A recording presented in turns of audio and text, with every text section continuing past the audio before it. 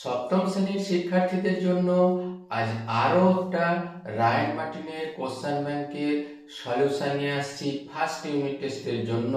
দেখো, শ্রীরামকৃষ্ণ শিক্ষালয় হাওড়া এই বিখ্যাত স্কুলে এখানে কোশ্চেনগুলো ভীষণই গুরুত্বপূর্ণ এবং শেখার মতো, তাই আজকে টপিকটা ভালো করে আমরা লক্ষ্য করে দেখি।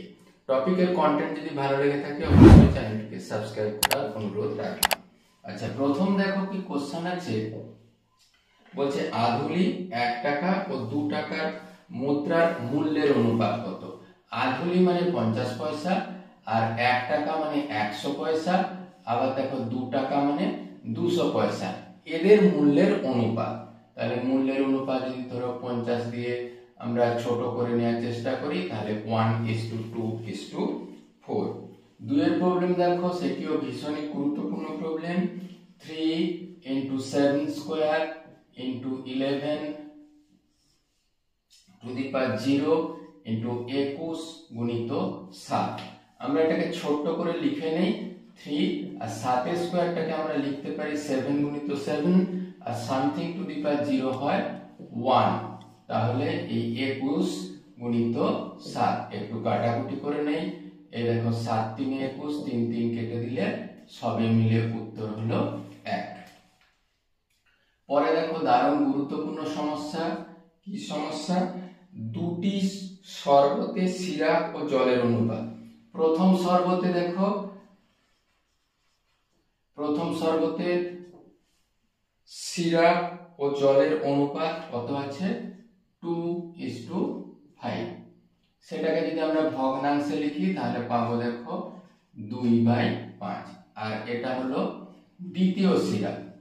দ্বিতীয় সিরাপে তার এই সিরাপ আর জল, এটা হলো সিরাপ আর এটা জল, এর অনুপাত দেখো লেখা আছে 6:10। যদি ভগ্নাংশ করে লিখি 6/10। যদি একই ভগ্নাংশ একই হর বিশিষ্ট ভগ্নাংশে প্রকাশ করি তাহলে দেখো দুটো লব আর হরকে 2 দিয়ে গুণ করলাম, তাহলে পেলাম কত? 4/10। এখন দেখো প্রথম সিরাপে 10 ভাগের মধ্যে 4 ভাগ আছে সিরাপ, 10 ভাগ জলে, 4 ভাগ আছে সিরাপ। দ্বিতীয় সিরাপে 10 ভাগ জলে, 6 ভাগ আছে সিরাপ। তাহলে এখানে নিশ্চয়ই সিরাপ বেশি আছে, অতএব দ্বিতীয় শরবতটি হবে। আর যে শরবতটিতে সিরাপ বেশি থাকবে সেটি মিষ্টি হবে, এবং তাহলে আমরা লিখতে পারি দ্বিতীয় শরবত বেশি মিষ্টি।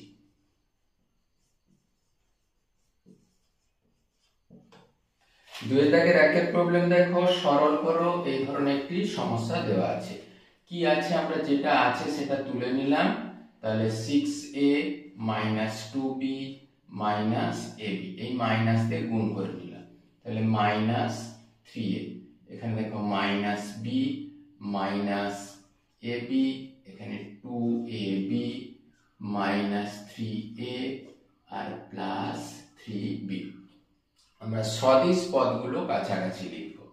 যেমন 6a, এখানে সদিশ পদ আছে, আমাদের আছে 3a আর আছে এখানে -3a। এরপর b পদগুলো লিখব, -2b - b +3b। ab পদগুলো লিখব, -ab প্লাস, এখানে আবার একটা আছে -ab প্লাস 2ab। দেখো এই 6a থেকে 6a বাদ দিলে হয় 0, এটাও 0 আর এই পুরোটাই 0, তাহলে পুরো মিলে হলো 0। ভীষণই গুরুত্বপূর্ণ এবং ইন্টারেস্টিং প্রবলেম। পরে দেখো এই সংখ্যাকে এটা দিয়ে ভাগ করতে হবে।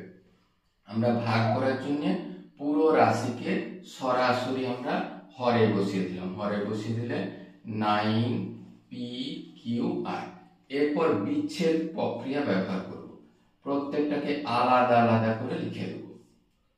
হলো -9pqr।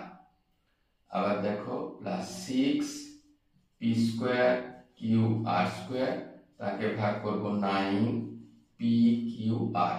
একইভাবে 9 পি কিউ কিউ স্কোয়ার আর কিউ, তাকে ভাগ করব 9 পি কিউ আর।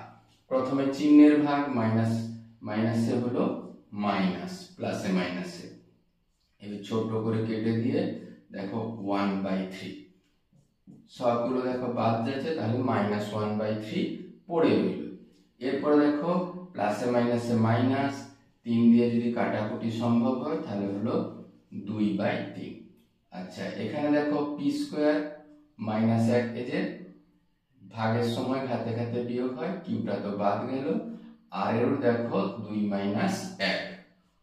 এবার এটা হলো মাইনাস মাইনাস প্লাস, 9 9 বাদ গেছে, পি এ দেখো 3 - 1, কিউ এ দেখো 2 - 1 আর 3 - 1, তাহলে সবে মিলে দেখো পড়ে আছে 1/3 -2/3 পি কিউ প্লাস এখানে দেখো আছে P square Q R square.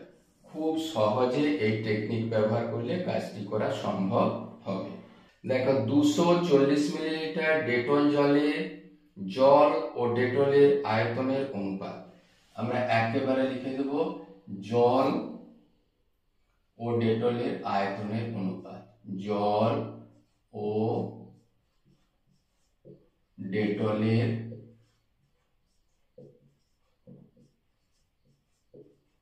আয়তনের অনুপাত 1:3। তাহলে জলের আনুপাতিক ভাগহার, জলের সবই যেন আয়তনের, আচ্ছা জলের আয়তনের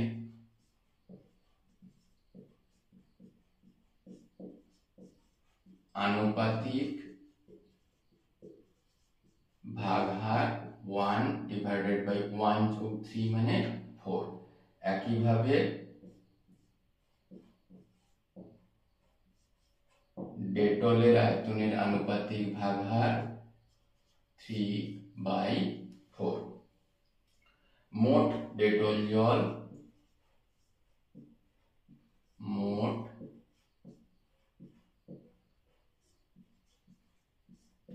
ডেটল জল 240 মিলি মোট ডেটল জল আছে। তাহলে আনুপাতিক ভাগহার হিসেবে ভাগ করে দেব। তাহলে জলের পরিমাণ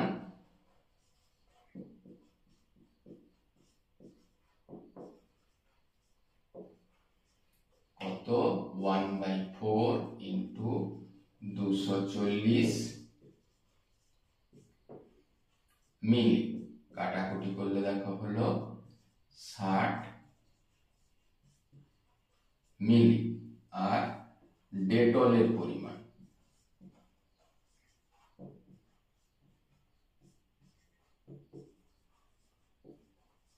পরিমাণ কত, 3/4 ইন্টু 240 মিলি, দেখো হলো 180 মিলি। এরপরে দেখো বলেছে 60 মিলিলিটার জল মিশালে এখন জলের পরিমাণ। 60 মিলিলিটার জল লাগানো হয়েছে, তাহলে 60 যোগ 60 মিলিলিটার সমান 120 মিলিলিটার হলে দেখো জল ও ডেটলের আয়তনের অনুপাত। এখন জল ও ডেটলের আয়তনের অনুপাত,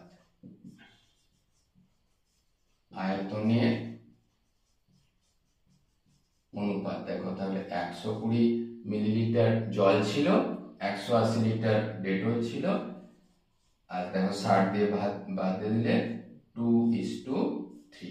দারুণ গুরুত্বপূর্ণ সমস্যা। পরের প্রবলেম দেখো, 3টি ছাতা বা একটি চেয়ারের দাম 600 টাকা, 2টি ছাতা ও 2টি চেয়ারের দাম কত হবে সমানুপাতের সাহায্যে হিসাব করো। মানে 3টি ছাতার দাম একটি চেয়ারের দামের সমান। একটি চেয়ারের দাম যদি সমান হয় তাহলে দেখো দুটি চেয়ারের দাম কত হবে? চেয়ারের দাম খেয়াল করে দেখা যাবে 6টি চেয়ারের দামের সমান। 6টি চেয়ারের দাম হবে, অর্থাৎ দুটি চেয়ার ও দুটি ছাতা সমান এই 6 যোগ 2 8টি ছাতা সমান। 6 যোগ 2 সমান 8টি ছাতার সমান মূল্য। এবারে সমস্যাটা কি? এখানে হলো সমস্যাটা কি আমরা লিখে নেব। সমস্যাটা হলো প্রথমে ছাতার সংখ্যা আর মূল্য। ছাতার সংখ্যা কি এককে হবে? টি এককে, মূল্য হবে টাকা এককে। তাহলে খেয়াল করে দেখো, 3টি ছাতার দাম ছিল 600 টাকা, আমাদের এখন মোট 8টি ছাতার সমান মূল্য, এর দাম কত? সমানুপাতে আমরা লিখব, যেহেতু সরল সম্পর্ক, ছাতার দামের সাথে মূল্য সরল সম্পর্ক। ছাতার সংখ্যার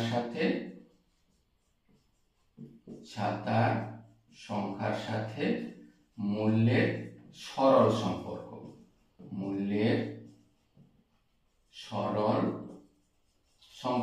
তার কারণ ছাতার সংখ্যা বাড়লে তার দামও বাড়বে। তাই 3:8 সমানুপাত 600 অনুপাত এই জিজ্ঞাসা চিহ্ন। ওই জিজ্ঞাসা চিহ্ন বা চতুর্থ সমানুপাতি হবে 8 গুণিত 600 ডিভাইডেড বাই 3। এখানে দেখো কাটাকুটি করা হলো, 8 2 1600। এবারে উত্তর লিখে দেব, অতএব দুটি ছাতা ও দুটি চেয়ারের মূল্য। তাহলে আমরা পেলাম দুটি ছাতা ও দুটি চেয়ারের মূল্য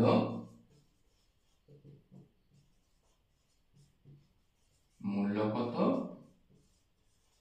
1600 টাকা। ভীষণই গুরুত্বপূর্ণ সমস্যা।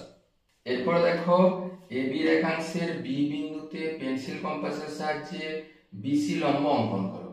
এই ধরো যদি এবি সরল রেখা পাও তাহলে বি বিন্দুতে এইভাবে কোণ আঁকবে। এই 60 ডিগ্রি 120 ডিগ্রি এখানে, তারপরে মধ্য সমানুপাত করে এইভাবে যোগ করে এই বিসি তোমরা লম্ব অঙ্কন করবে। এবিসি কে সমদ্বিখণ্ডিত করবে। এরপরে কি হবে? এর অর্ধেকের বেশি ব্যাসার্ধ নিয়ে এদিকে চাপ আঁকবে, এর অর্ধেকের বেশি নিয়ে একই চাপ নিয়ে তারপরে যোগ করে দেবে, সমদ্বিখণ্ডিত হয়ে গেল। আর স্কেল, পেন্সিল কম্পাস আর কম্পাসের সাহায্যে যে 75 ডিগ্রি কোণ আঁকা তোমরা নিশ্চয়ই জানো। প্রথমে একইভাবে এই 60 ডিগ্রি 120 ডিগ্রি তার মধ্য সমানুপাতি করে 90 ডিগ্রি কোণ এঁকে নিলে, আর এটা 60 ডিগ্রি, 60 আর 90 এর সমদ্বিখণ্ডিত করলে তোমাদের 75 ডিগ্রি কোণ অঙ্কন করা যাবে। আজকের ভিডিও কেমন লাগলো অবশ্যই কমেন্ট বক্সে লিখবে। আর কি ধরনের কোশ্চেন পেপারের সলিউশন চাইছো বা অন্য কোনো ব্যাপারে টপিকের আলোচনা চাইছো অবশ্যই কমেন্ট বক্সে লিখবে। Thank you for watching this video. Thank you.